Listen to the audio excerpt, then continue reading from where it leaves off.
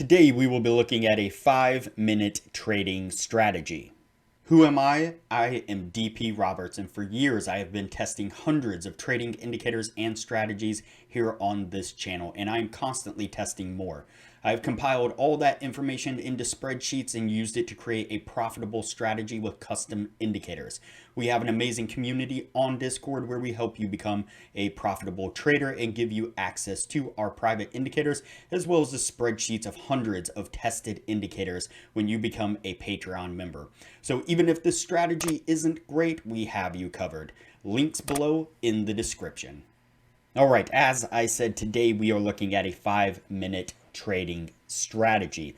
This one goes back to the top 5 trading strategies, trading indicators that we've been doing a series on here recently. It consists of one indicator only. That is the open close cross alert R6 right here. If you just type in the open close, it's this one here by just Uncle.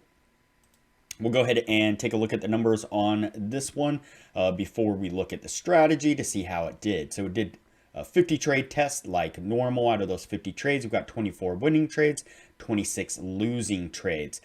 This strategy does a 1 to 1.5 risk reward. And so on the winning side, that puts us at $3,600. If we were risking $100, the gain would be $150. So $3,600 on the winning side, $2,600 on the losing side. Puts us at a total gain of around $1,000. Now, I will say that I believe it would be hard to actually get that amount because a lot of these trades were just a very small number of pips. So we'll go ahead and look at the strategy real quick here. So we have the indicator here at the bottom of the screen. When it goes green, we go long. When it goes red, we go short. We're going to do a 1 to 1.5 risk reward. So for example, right here is a short trade. Let me mark that out there. Short trade right here. We're going to target the last swing high and then a 1 to 1.5 risk reward. Looks like this one would have flipped to a long trade.